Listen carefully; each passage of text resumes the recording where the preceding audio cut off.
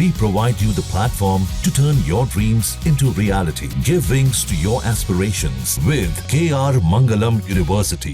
पूर्व केंद्रीय मंत्री और कांग्रेस से लोकसभा सांसद तारिक अनवर साहब खास बातचीत के लिए मेरे साथ मौजूद हैं। तारिक साहब, पहला सवाल तो ये कि पहलगाम पर हमले के बाद आप लोग डिमांड तो कर रहे हैं कि हमला होना चाहिए, जवाबी कार्रवाई होनी चाहिए, लेकिन आप ही की पार्टी के एक नेता खिलौना लेके नींबू मिर्ची टांग देते हैं राफेल में।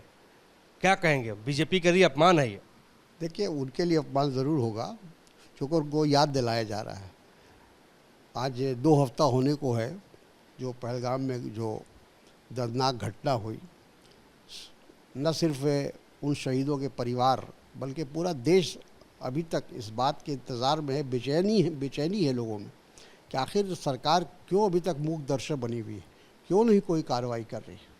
तो ये जो राफेल का जो उन्होंने दिखाया है वो इसीलिए दिखाया ताकि कुछ तो शर्म हया पैदा हो सरकार को।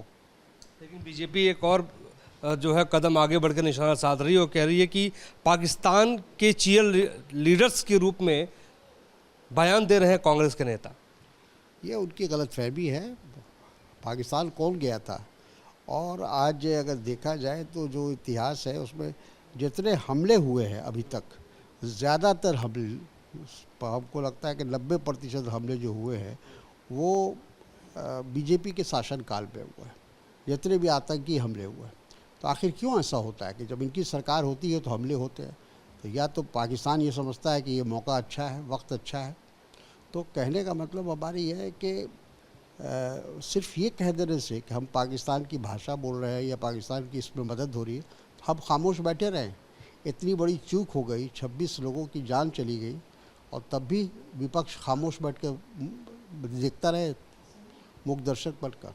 कार्रवाई कैसी चाहते हैं? किस रूप में कार्रवाई होनी चाहिए? सरकार तय करे। हम लोगों ने कहा कि जो भी कार्रवाई आप करेंगे हम विपक्ष के लोग आपके साथ हैं।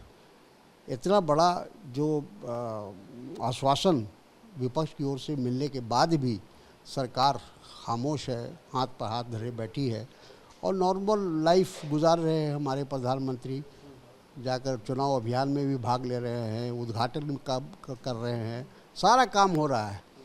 लेकिन इस जो प्राथमिकता होनी चाहिए थी, जिसका लोग देश इंतज़ार कर रहा है, उसकी तरफ उनका ध्यान नहीं है।